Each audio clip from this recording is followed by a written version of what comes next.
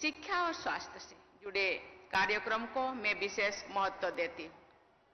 शिक्षा के माध्यम से ही जीवन में आगे बढ़ने के द्वार खुलते हैं। अच्छे स्वास्थ्य के बल पर ही कोई भी व्यक्ति सक्रिय रह सकता है। आपके इस संस्थान ने शिक्षा और स्वास्थ्य के क्षेत्र में योगदान दिया है। इसके लिए मैं संस्थापकों, प्रबंधन के सदस्यों तथा सभी विद्यार्थियों और लाभार्थियों को बहुत बहुत बधाई देती हूँ।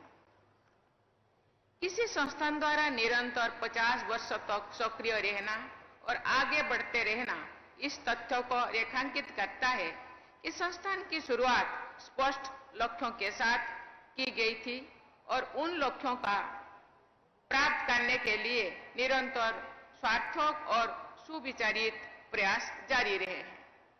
आपकी संस्था द्वारा अपने स्थापना के स्वर्ण जयंती वर्ष में प्रवेश करने के लिए मैं आप सबको बहुत बहुत बधाई देती हूँ। देवियों और स्वजनों, ये राज्य गोदावरी नदी के आशीर्वाद से सिंचित है। लगभग 1 वर्ष पहले जब मुझे राष्ट्रपति के रूप में तेलंगाना की पहली यात्रा करने का अवसर मिला था, तो मुझे श्री सीताराम चंद्र देवस्थानम में आशीर्वाद लेने का सौभाग्य भी प्राप्त हुआ था। उस यात्रा के दौरान मैंने रामप्पा देवालयम और यादाद्री पर स्थित श्री लक्ष्मी नरसिंह स्वामी मंदिर में के दर्शन के लिए भी मुझे मौका मिला था। तेलंगाना का ये क्षेत्र सांस्कृतिक दृष्टि से बहुत संपन्न रहा है। मैं आशा करती हूँ कि इस संस्थान से जुड़े आप सब लोग ऐसा प्रयास करें जिससे कि केवल आपके शिक्षण संस्थानों के विद्यार्थियों ही नहीं बल्कि पूरे देश के युवा तेलंगाना के महान सांस्कृतिक परंपरा से सुपरिचित हो सके। तेलंगाना में सातवाहन, काकतीय और चालुक्य वंशों के शासन के दौरान संस्कृति और कला के क्षेत्र में असाधारण उपलब्धियां इतिहास में दर्ज है। तेलंगाना के लोग आधुनिक युग के महान कवियों दशरथी कृष्णम आचार्युलु तथा कॉलोजी की कविताओं तथा जीवन मूल्यों से प्रेरणा लेते हैं।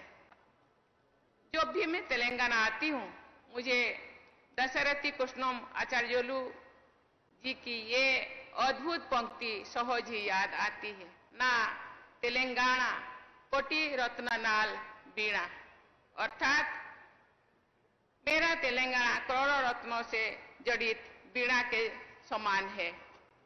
देवियों और स्वजनों, आज भारत विश्व के नॉलेज इकोनॉमी में अपना महत्वपूर्ण स्थान रखता है। भारत की इस प्रतिष्ठा में तेलंगाना, विशेषकर हैदराबाद में स्थित आईटी कंपनीज और यहाँ के प्रतिभाशाली आईटी प्रोफेशनल्स का बहुत बड़ा योगदान है। आज तेलंगाना सहित भारत के आईटी प्रोफेशनल्स की प्रशंसा पूरी विश्व में होती है। इस सफलता में शिक्षण संस्थानों का सराहनीय योगदान है। हैदराबाद एक प्रमुख हेल्थ केयर हब भी है। इस क्षेत्र में मेडिकल स्टूडेंट्स के शिक्षा प्रदान करने वाले आपके संस्थान जैसे इंस्टीट्यूशंस की भूमिका सराहनीय है। इंजीनियरिंग सहित सभी प्रोफेशंस में हैदराबाद में शिक्षा प्राप्त करने वाले विद्यार्थियों ने अपनी विशेष पहचान बनाई है। देवियों और स्वजनों, तेलंगाना राज्य की स्थापना समावेश के विकास के लक्ष्य के साथ की गई थी। शिक्षा और स्वास्थ्य सेवाओं को सबके लिए सुलभ बनाना इस राज्य के और पूरे देश के समग्र विकास के लिए अनिवार्य है। आपकी संस्था द्वारा वंचित वर्गों के लोगों के शैक्षणिक विकास और स्वास्थ्य कल्याण के लिए निरंतर प्रयास किया जाना चाहिए। साथ ही आपकी संस्था द्वारा महिलाओं की शिक्षा एवं स्वास्थ्य पर विशेष ध्यान देकर उनके सशक्तिकरण के लिए अधिकाधिक योगदान होना चाहिए। शिक्षा और स्वास्थ्य के क्षेत्र में सक्रिय संस्थानों को समग्र राष्ट्र निर्माण में सहयोग करने की भावना के साथ आगे बढ़ना चाहिए।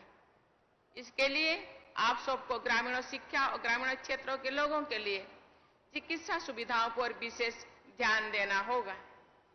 देवियों और स्वजनों, आज सभी देशवासी वर्ष 2047 तक भारत को विकसित राष्ट्र बनाने के लक्ष्य के साथ जुड़े हुए हैं। शिक्षित भारत, स्वस्थ भारत ही सही अर्थों में विकसित भारत के रूप में प्रतिष्ठित होगा। शिक्षा और स्वास्थ्य के क्षेत्रों में योगदान देते हुए स्वर्ण जयंती वर्षों में प्रवेश करने के लिए मैं आप सबको पुनः बहुत बहुत बधाई देती हूँ। मुझे विश्वास है कि आपका ये संस्थान शिक्षा और स्वास्थ्य के क्षेत्र में निष्ठापूर्वक प्रयासरत रहेगा। इसके साथ ही मैं पुनः आप लोगों को बहुत बहुत धन्यवाद दे करके मैं अपने वाणी को विराम देती हूँ। जय हिंद, जय भारत।